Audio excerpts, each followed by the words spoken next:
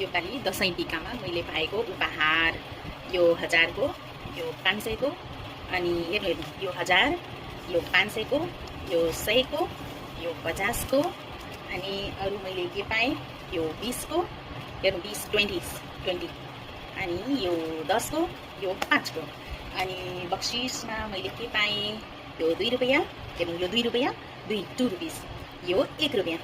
Aaha by God मैले बक्सिस योपालि कति पाएँ त।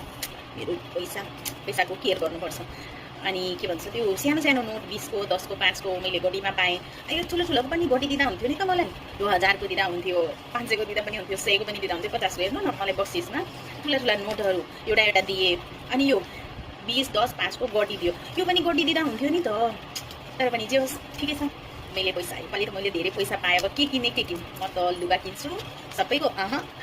म योबाट आफ्नो लागि तिहारको लागि लुगा किन्छु, छठको लागि पनि लुगा किन्छु, अनि 2 जोडी लुगा किन्नु। अरू सबै पैसा म त ब्याङ्क ब्यालेन्स गर्छु। बाई गड मजा आ गया, सुपर।